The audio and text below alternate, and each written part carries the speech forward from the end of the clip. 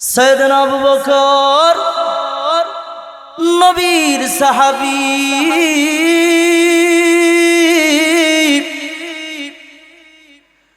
নবীর কাছে আল্লাহ তাআলা জিবরাইলকে পাঠিয়ে দেয়া বলল, ও নবী, ওয়া আনদির আশীরাতাকাল আকরাবিন, হে নবী,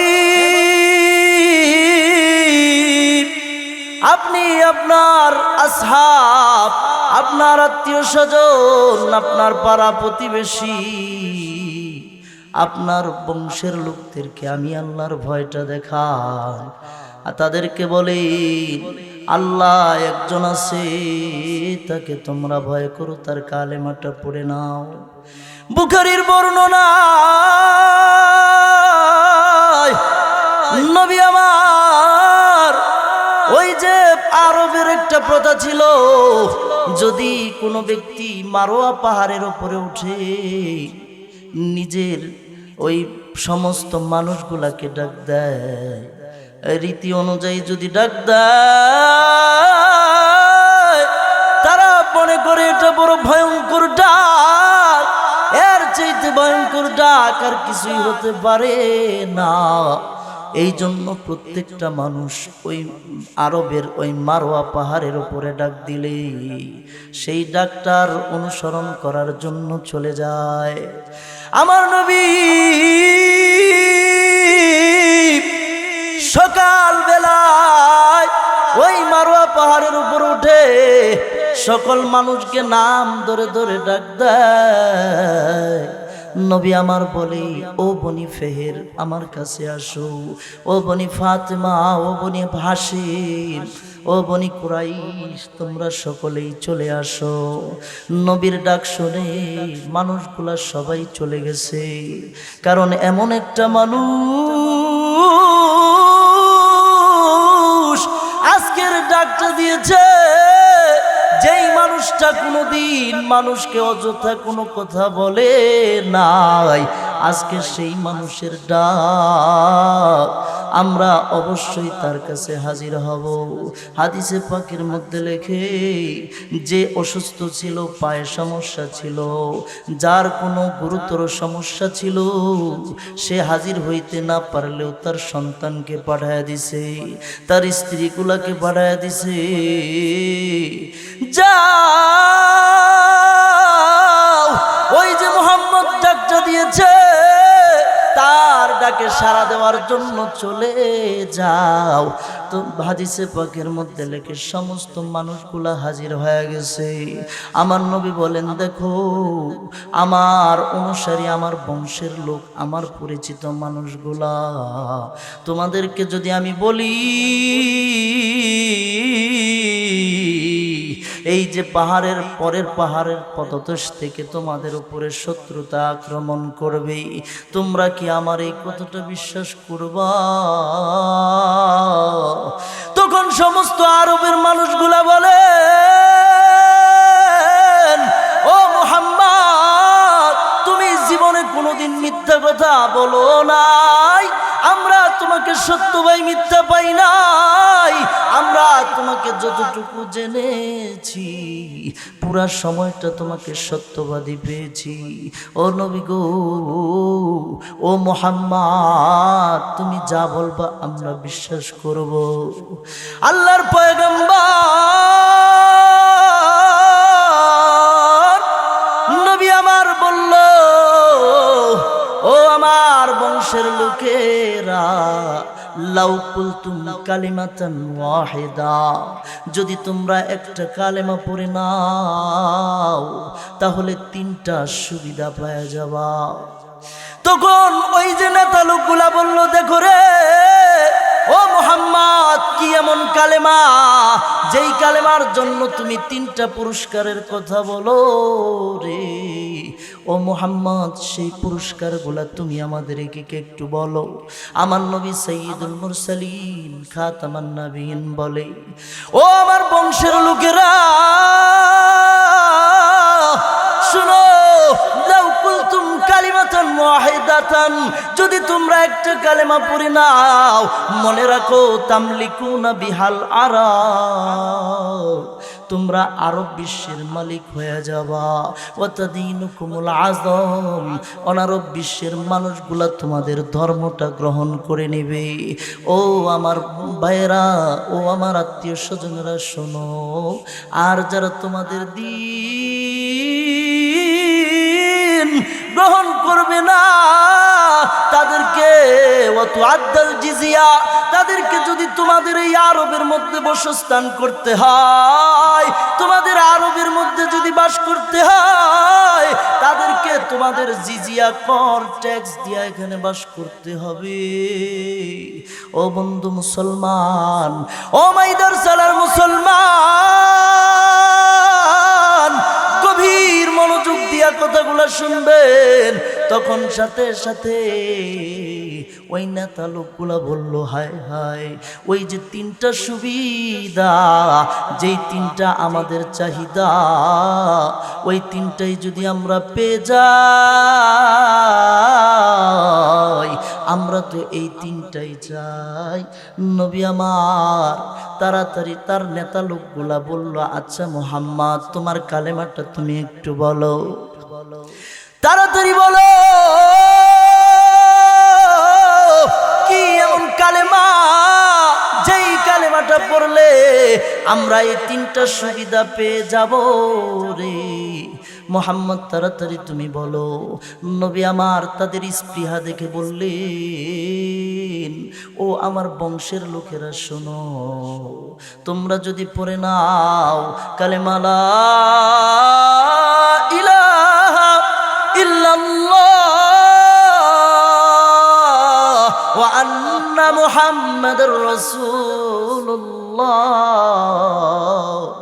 যদি তোমরা এই কালেমাটা পড়ে নাও, যদি তোমরা এই কালেমাটা পড়ে নাও, তাহলে তোমরা এই তিনটা সুযোগ পাওয়া যাবা। তোমাদের জন্য আল্লাহ তাআলা এই তিনটা সুযোগ রেখেছেন, তিনটা কার্যক্রমে তোমরা সফল হয়ে যাবা। সাথে সাথে ওই যে আবু লাহাব বলল, মুহাম্মদ, আমরা এতগুলা প্রভুর ইবাদত করি রে, এত প্রভু আমরা মানি, আমরা দেব দেবী কত কিছু মানতেছি, তুমি আমাদেরকে এই জন্য ডেকেছো, আলিহাদা জামাতেনা, তোমরা আমাদেরকে এই জন্য ডেকেছো, লাশাইউন উজাব, এটা বড় আশ্চর্য জিনিস রে মুহাম্মদ, ওয়াজআলাল আলিহাতা ইলাহা ওয়াহিদ, তুমি আমাদের সমস্ত প্রভুগুলাকে এত প্রভু মানি, এত লাত মানি, উজ্জা মানি, দেবদেবী মানি রে।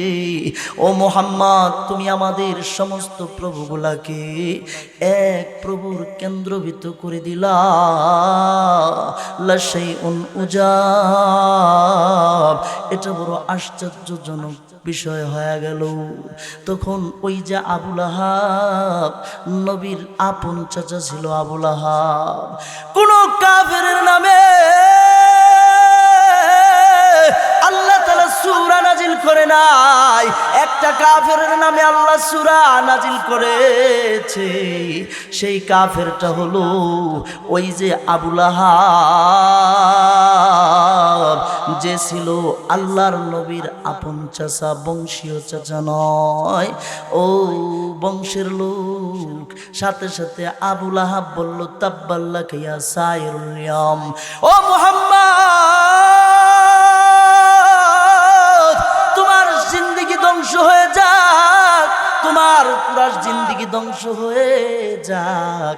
যখন এই অভিশাপটা আবু লাহাব দিল, আমার আল্লাহ আমার নবীর উপরে অভিশাপ দিবে, আবু লাহাব আমার আল্লাহ সহ্য করে নাই।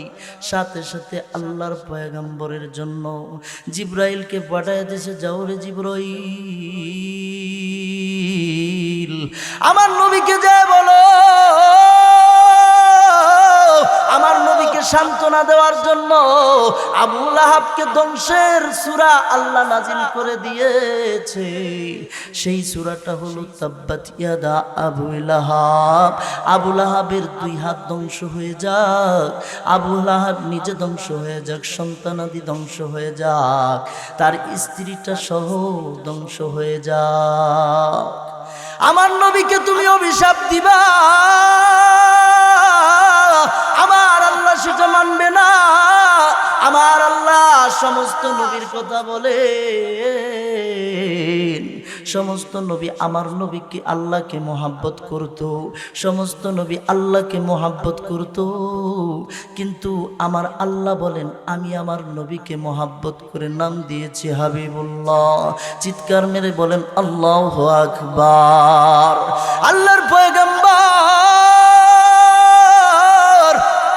ওই যে যখন আবু লাহাব অভিশাপটা দিয়ে দিল, মানুষগুলার সাথে সাথে বিরোধিতা করে দিল যে মুহাম্মদ তুমি তো আমাদের বাপদাদার বাপদাদার ধর্মটা ধ্বংস করে দিতে এসেছো, আমরা তোমার পরিকল্পনা সফল হতে দেব না, আমরা তোমার সাথে আমাদের ঝগড়া হবে। আমার নবী সেইখান থেকে চলে যাওয়ার পর কাফের সম্প্রদায়গুলো একত্রিত হয়ে গেছে, হয়ে তারা পরামর্শ লেগে গেছে, যায় বলতেছে ও একজন আরেকজনের সাথে পরামর্শ করে যে আমি কিভাবে ওই মুহাম্মদের ধর্মকে ফেরানো যায়, তার এই দিনের দাওয়াত কালেমার দাওয়াতকে পৃথিবীর বুক থেকে মুছে দেওয়া যায়, ঠিকানা ঠেকা যায়। তখন একজনে বলে উঠল নাউজুবিল্লাহ, নবী মুহাম্মদকে কতল করে দিতে হবে। আরেকজনে বলল না না, নবী মুহাম্মদকে কতল করা যাবে না, কারণ সে একজন সম্ভ্রান্ত বংশের লোক, তাকে কতল করলে বিরোধিতা এসে যাবে। আরেকজন বলল কতল নয়, তাকে কি করতে হবে, জাদুকর বলে পরিচয় করে দিতে হবে। আরেকজন বলল না না, তাকে কি করতে হবে, পাগল বলে সম্বোধন করে দিতে হবে।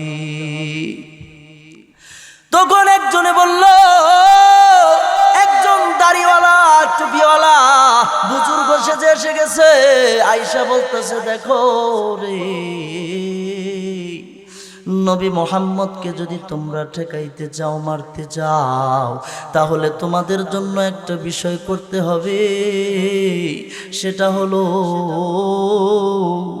নবী মুহাম্মদকে মারার জন্য তোমাদের প্রত্যেকটা বংশের একটা একটা করে যুবক ঠিক করে দিবা, যেই যুবকগুলা এক একজনের হাতে তোমরা ধারালো অস্ত্র দিয়া দিবা রে, দেওয়ার পরে বলবা ও যুবক তোমরা মুহাম্মদের কল্লা ছাড়া আসবে না, নাউজুবিল্লাহ মিন যালিক।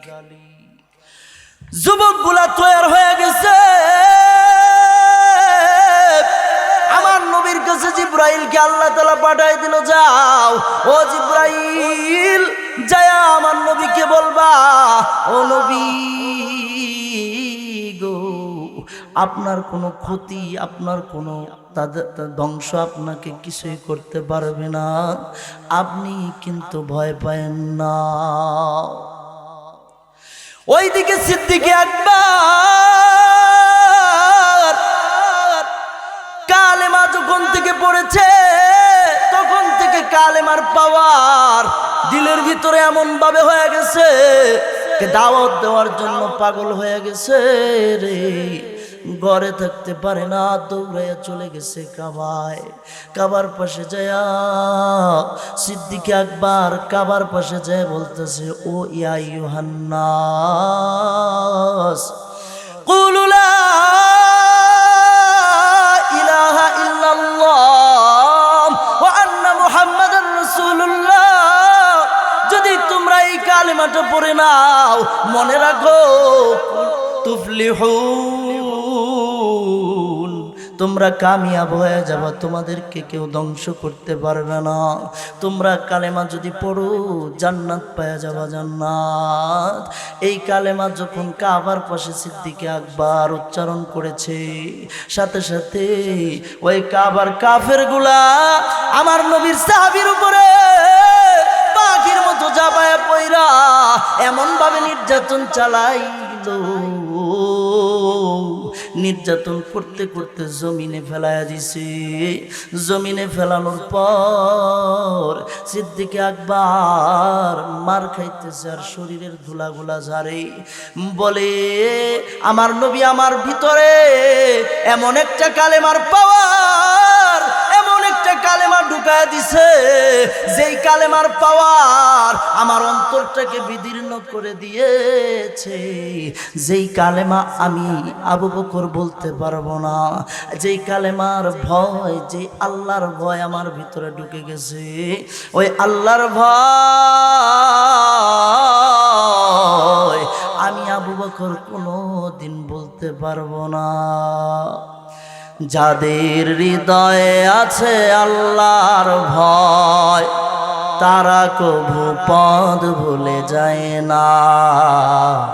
যাদের হৃদয়ে আছে আল্লাহর ভয়, তারা কভু পথ ভুলে যায় না, তারা কভু পথ ভুলে যায় না।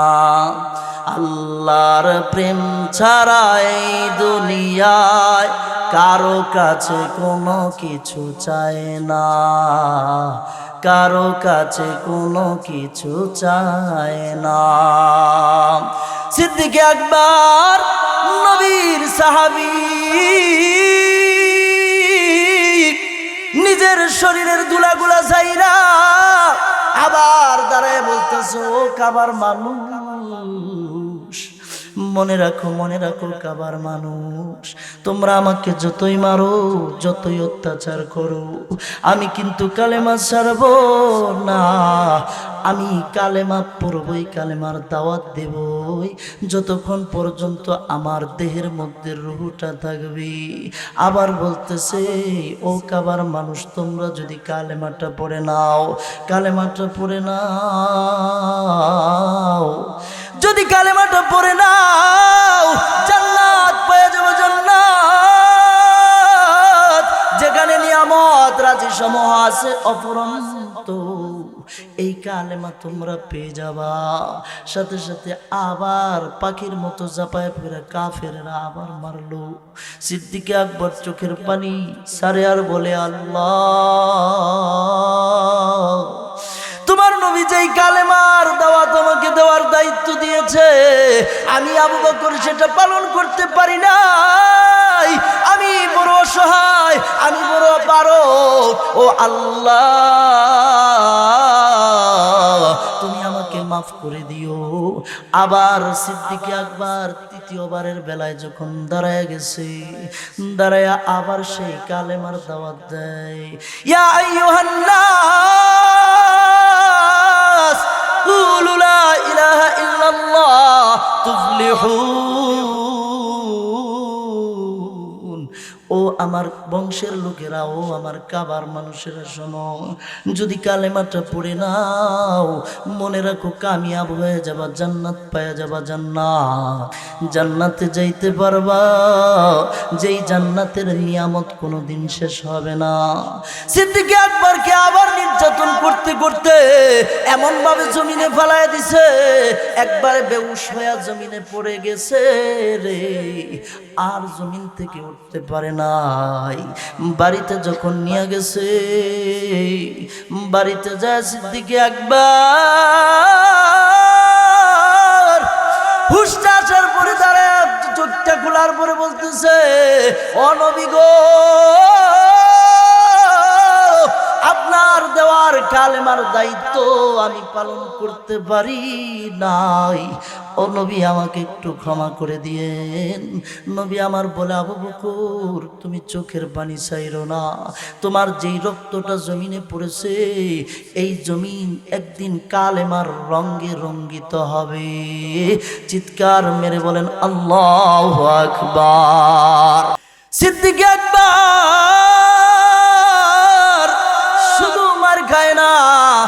নবীর সাহাবী যেইখানে কালেমার দাওয়াত দিতে যায় সেই কালেমার দাওয়াত দেয়, আর সিদ্দিকে আকবরের উপরে ভীষণভাবে নির্যাতন নিপীড়ন শুরু হয়ে গেছে।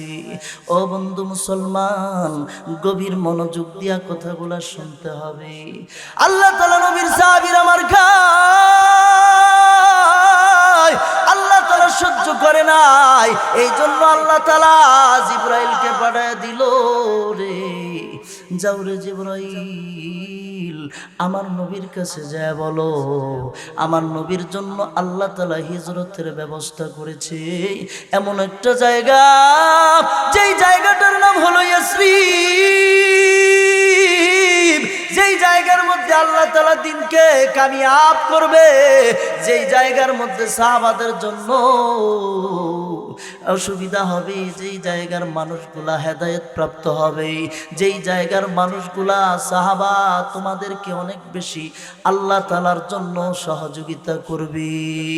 আমার নবী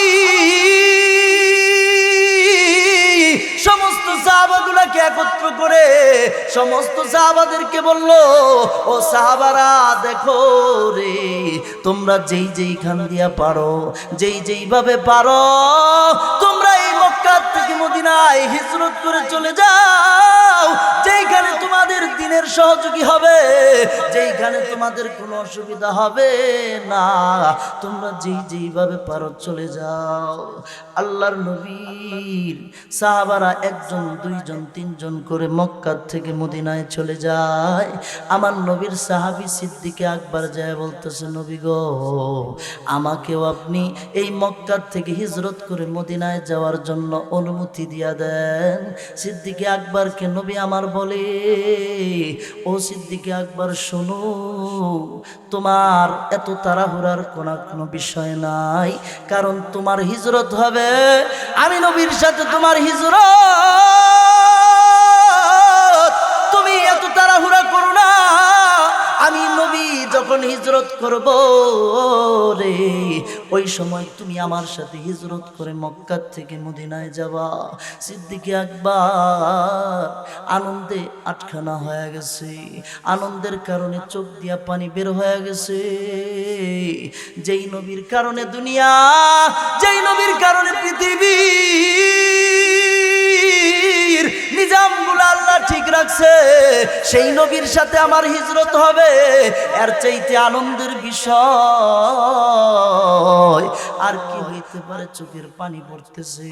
ও বন্ধু মুসলমান, বাড়িতে যায় যখন কান্না শুরু করে দিয়েছে, কান্দে, আর সাথে সাথে ওই যে আয়েশা সিদ্দিকা বলে, বাবা গো, আপনি কেন কান্দেন? আপনার কি এমন বেদনা যেই কারণে আপনার চোখ দিয়ে অনবরত পানি পড়তেছে? বাবা আমাদেরকে একটু বলেন।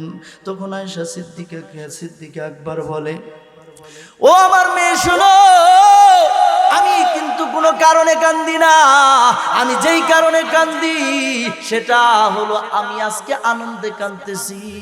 আমার নবী বলছে আমার নবীর সাথে আমার হিজরত হবে, আজকে যেই নবীর জন্য দুনিয়া, সেই নবীর সাথে আমার হিজরত, এই আনন্দে আমার চোখে বের হয়ে গেছে পানি। রসুল তোমারি কারণে বিশালে ভুবনে, রসুল তোমারি কারণে বিশালে ভুবনে, আল্লাহর পরিচয়।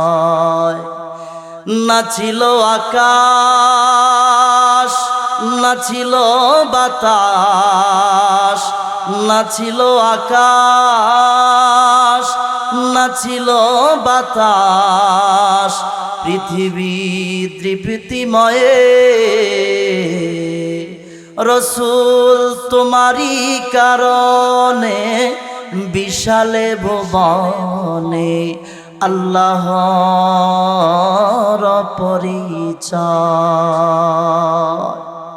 যেই নবীর জন্য দুনিয়া, সেই নবীর সাথে হিজরত। ও মা জননী, আমার এই জন্য চোখে পানি, নবী আমার বলছে, আবু বকর তুমি কিন্তু হিজরতের জন্য রে তৈয়ার থেকে গো আবু বকর, কবে জানি আমার হিজরতের সময় হয়ে যায়। একদিন 2 দিন করে এভাবে 30 দিন চলে গেছে, হিজরতের সময় হয় নাই। হঠাৎ করে জিবরাইল 40 দিনের মাথায় আইসা গেছে, বলতেছে নবী গো, ওই যে আরবের যুবকগুলা আপনাকে মারার জন্য দাঁড়ালো অস্ত্র নিয়ে আপনার বাড়িটা ঘেরাও করেছে, আজকেই আপনার হিজরতের টাইম হয়ে গেছে গো নবীজি। নবী আমার আল্লাহর হুকুমে দুলাগুলা মারার পরে যুবকগুলার প্রত্যেকের চোখে বালু ঢুইকা গেছে, আর আমার নবী মাঝখান দিয়া চলে গেছে। যায়া গভীর রজনী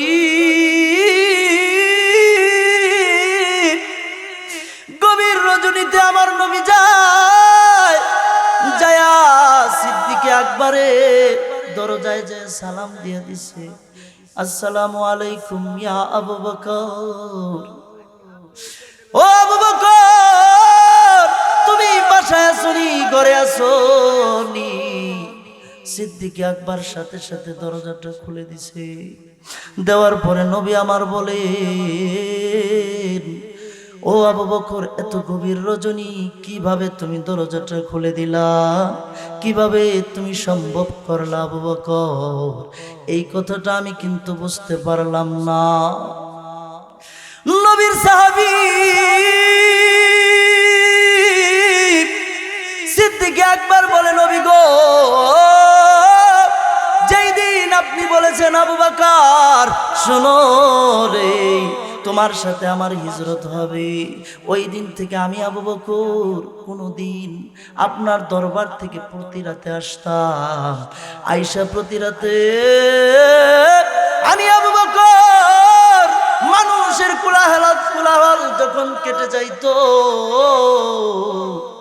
মানুষগুলা যখন ঘুমায় যাইতো গো নবীজি, আমি ওই সময়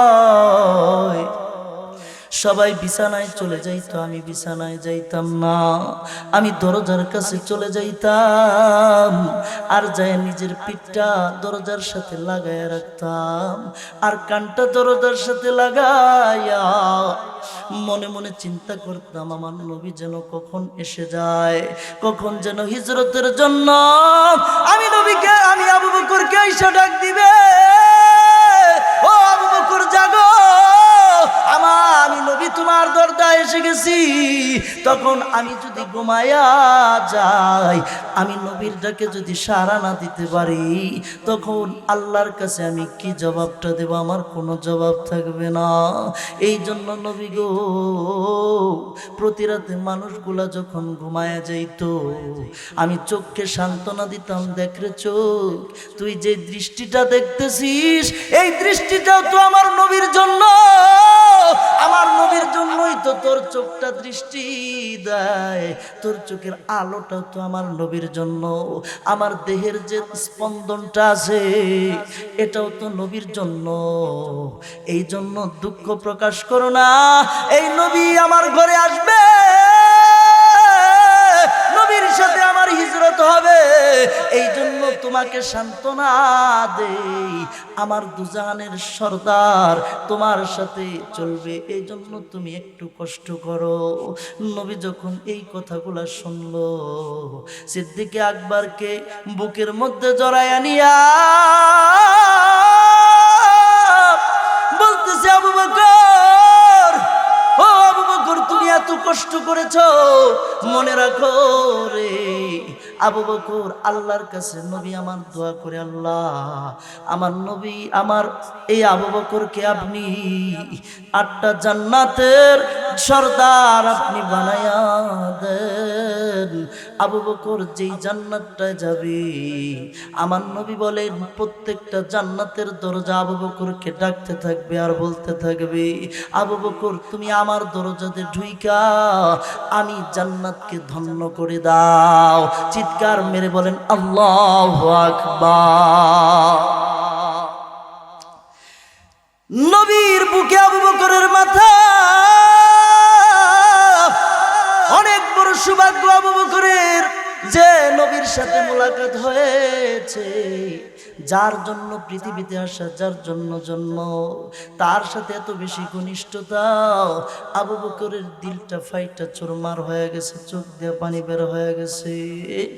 নবীর সাথে এত ঘনিষ্ঠতা কিভাবে হইল? জন্ম আমার নবীর যুগে হলে কেমন হতো, জন্ম আমার নবীর যুগে হলে কেমন হতো। দুনয়নে রাসূল পাক দেখলে কেমন হতো, দুনয়নে রাসূল পাক দেখলে কেমন হতো। জন্ম আমার নবীর যুগে হলে কেমন হতো, জন্ম আমার নবীর যুগে হলে কেমন হতো। আসত বেশে হযরতে বেলালের মধুর আযান, আসত বেশে হযরতে বেলালের মধুর আযান। যেইয়া জানে এমন প্রেম মুগ্ধ রহমান, দয়াল নবীর পিছে নামাজ পড়লে কেমন হতো। জন্ম আমার নবীর যুগে হলে কেমন হতো, জন্ম আমার নবীর যুগে হলে কেমন হতো। আল্লাহর পয়গম্বর সিদ্দিক আকবরকে বলে, চলো আমাদের কিন্তু হিজরতের সময় হয়েছে। সিদ্দিক আকবর আর আল্লাহর নবী দুইজনে গভীর রজনীতে যায়, হাঁটতেছে বালুচর ময়দান, আর পিছনের শত্রুগুলাও আসতেছে। এমন সময় সিদ্দিক আকবর পাশে পাশে যায়, আর একবার গভীর রজনীতে নবীর একবার ডানে যায়, একবার বামে যায়, একবার সামনে যায়, একবার পিছনে যায়। নবী আমার বলেন, ও আবু বকর, কেন তুমি একবার সামনে যাও, একবার ডানে যাও, একবার বামে যাও, একবার পিছনে যাও? কারণটা কি গো আবু বকর? তুমি যদি আমাকে কারণটা একটু বলতা, আমি তোমার কাছ থেকে কারণটা একটু শুনতে চাই। নবীর সাহাবী সিদ্দিক আকবর বলে, নবী গো, আল্লাহ আপনাকে আমার সাথে, আপনার সাথে হিজরতের জন্য পাঠাইছে।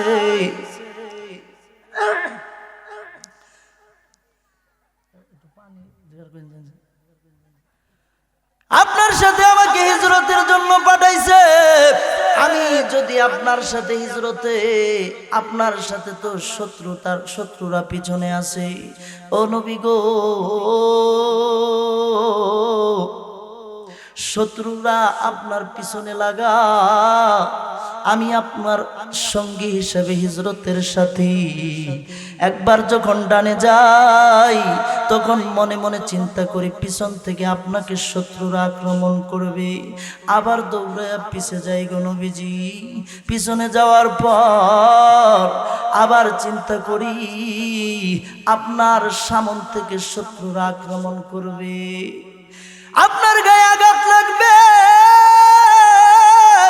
আমি আবু বকর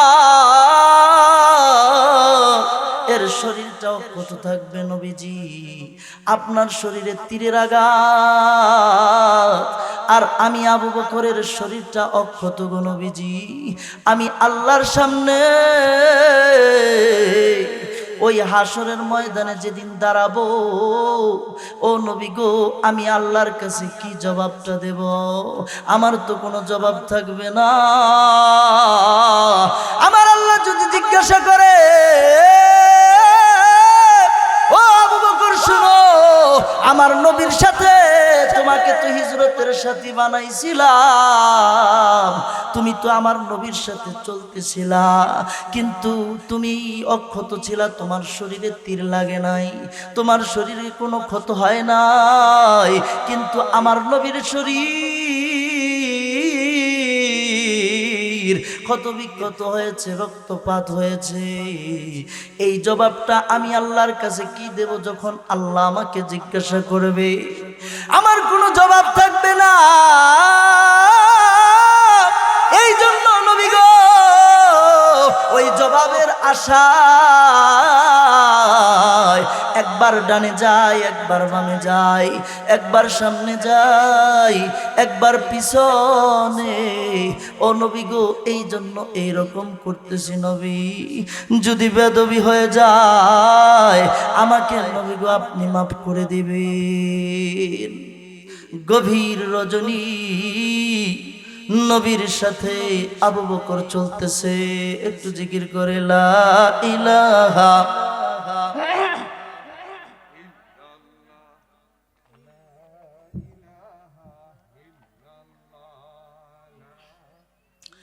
লা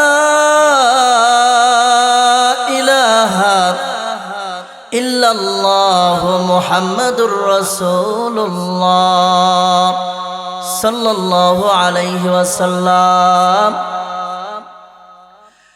নবী আমার বললেন, সিদ্দিক আকবর শোনো,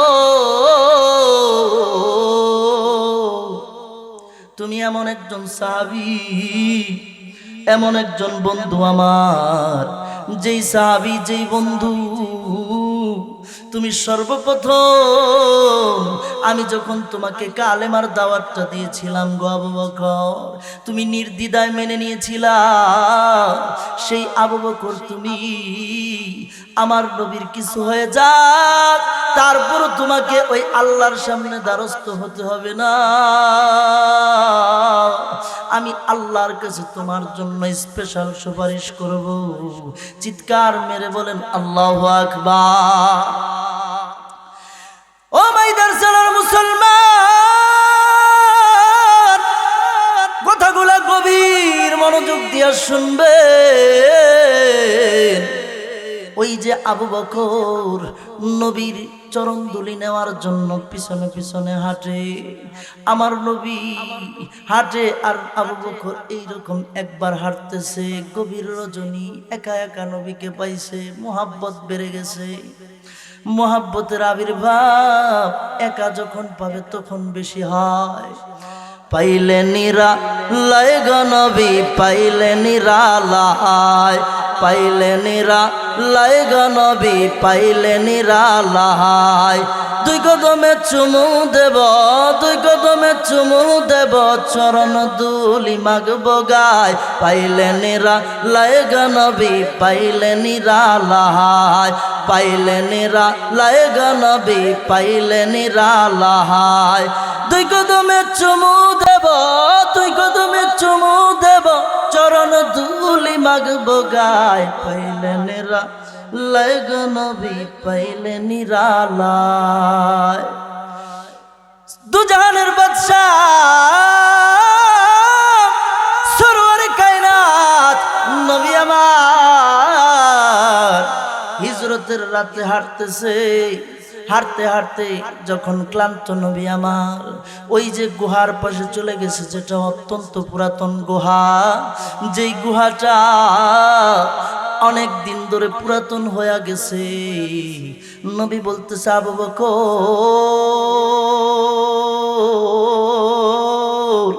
আমার জন্য তুমি বিশ্রামের ব্যবস্থাটা করে দাও। নবীর কাছে বলতেছে, নবী গো ওই যে গর্তটা দেখা যায়, ওই গর্তের মধ্যে আপনি একটু বিশ্রাম করবেন। সিদ্দিক আকবর বলে, নবী গো আপনি একটু দাঁড়ান, কারণ ওই গর্তটা অনেক দিন যাবৎ পুরাতন পড়ে আছে, যে ওইখানে অবশ্যই কোনো বিষাক্ত বস্তু থাকতে পারে। নবী গো ওইখানে আপনি যাওয়ার আগে আমি আবু বকর ওই গর্তটা আগে পরিষ্কার করব, ওই গর্তটা আপনার যাওয়ার পরিবেশ করব গো। ও নবীজি আপনি একটু দাঁড়ান। নবী আমার দাঁড়ায় রয়েছে।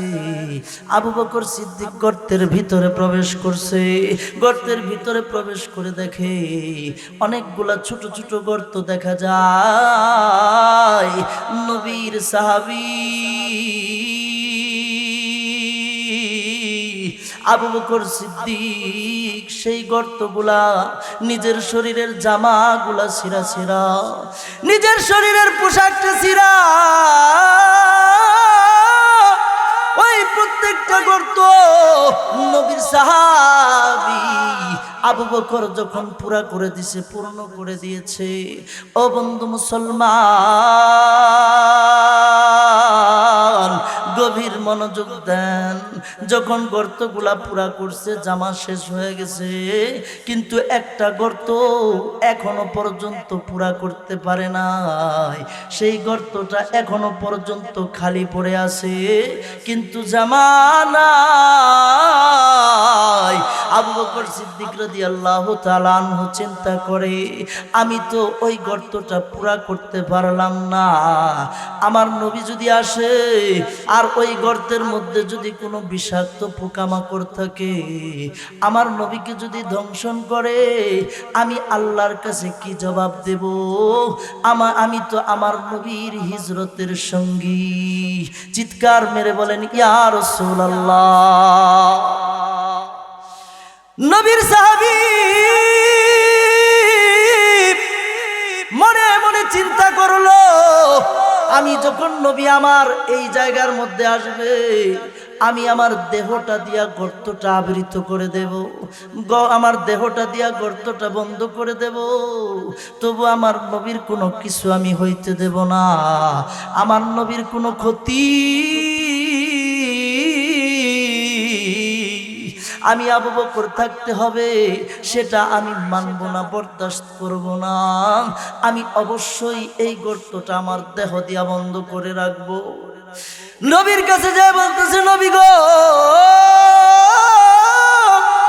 নবী আপনি এইবার আসেন গো।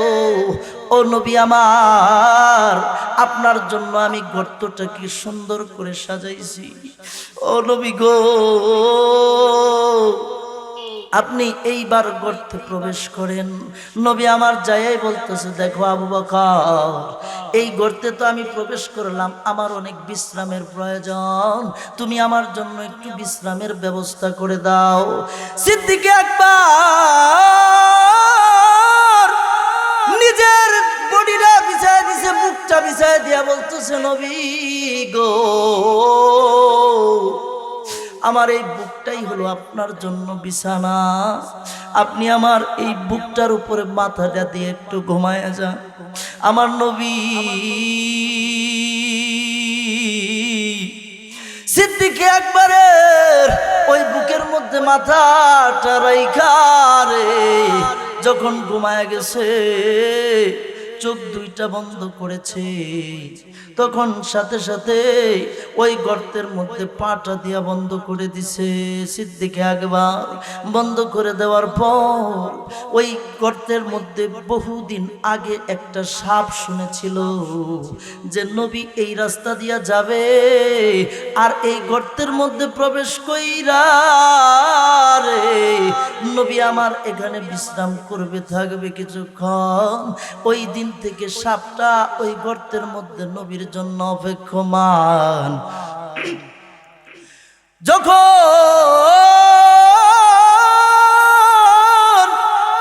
নবী আমার গর্তের মধ্যে প্রবেশ করেছে, সাপটা জেনে গেছে দুজাহানের বাদশা সরওয়ারে কায়নাত মুহাম্মদুর রাসূলুল্লাহ সাল্লাল্লাহু আলাইহি ওয়াসাল্লাম গর্তের মধ্যে প্রবেশ করছে। সাপটা যখন নবী আমার ওই আবু বকরের বুকের উপরে মাথাটা দিয়ে শুয়ে গেছে, সাথে সাথে আবু বকর ওই গর্তের মুখটা পা দ্বারা বন্ধ করে দিয়েছে।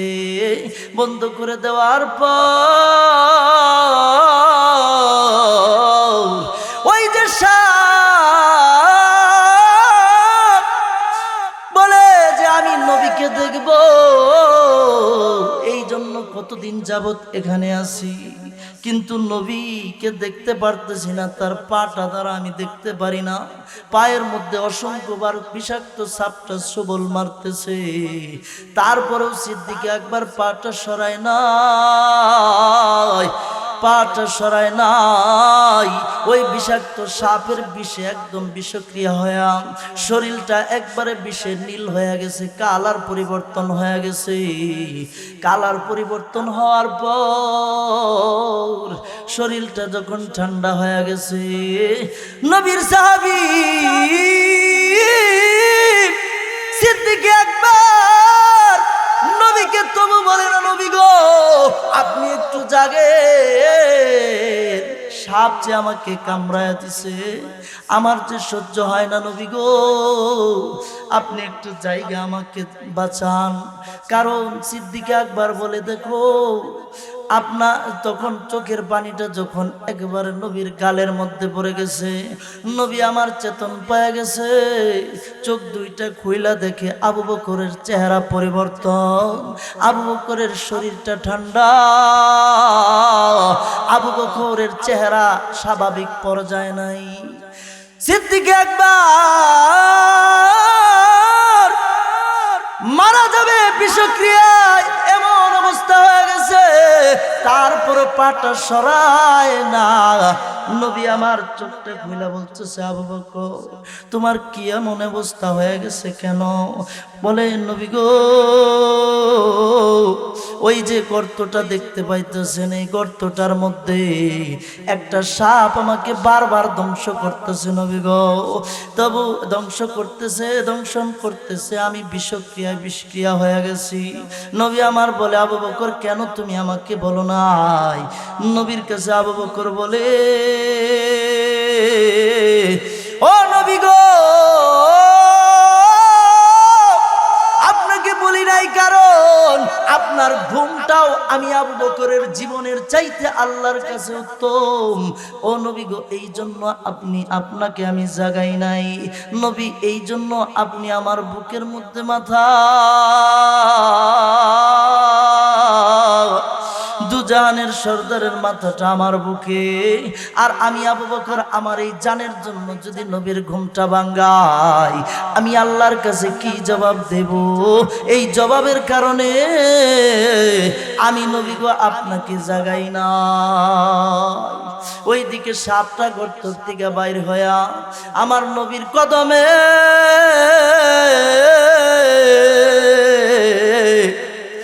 চুমা খায় বলে, নবী গো আমি আবু বকরকে সবল দিছি,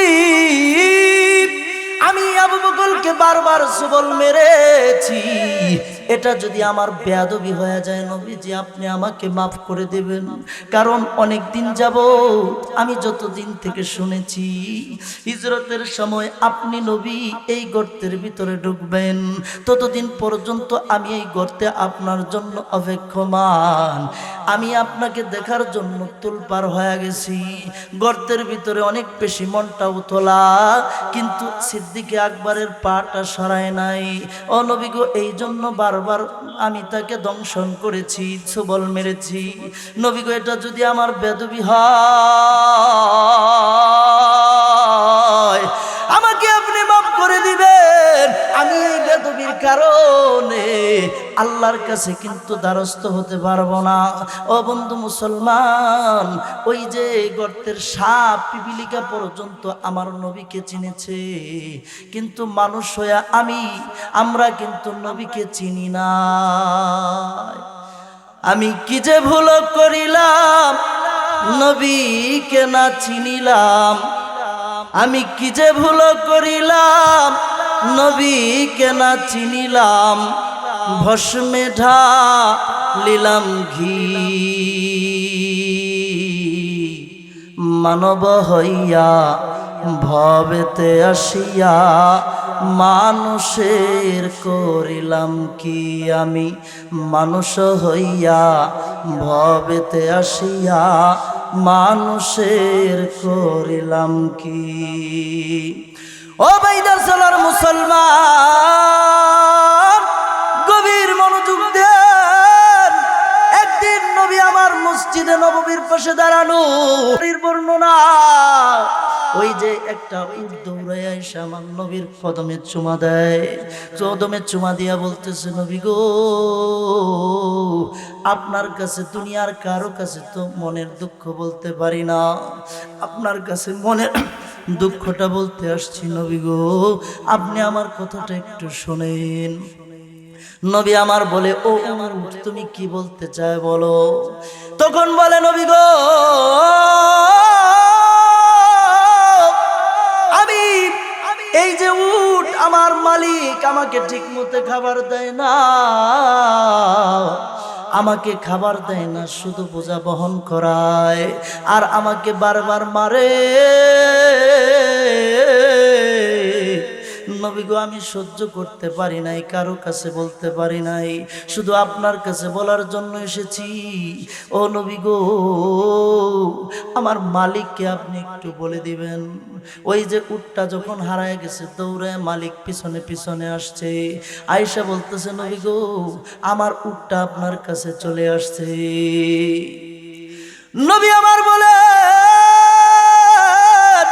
ও উটালা শুনো, তোমার উট আমাকে বলছে তুমি ঠিক মতো তাকে খাবার দাও না, তার দেখাশোনা তুমি ঠিক মতো করো না। তুমি যদি আজকের থেকে তার দেখাশোনা ঠিক মতো না করো, মনে রাখবা তোমার জন্য আল্লাহর কাঠগড়ায় দাঁড়াতে হবে। বনুর পশু পর্যন্ত আমার নবীকে চিনত, কিন্তু আমরা মানুষ হয়ে নবীকে চিনি নাই। নবী পাকের মোহাব্বত যার অন্তরে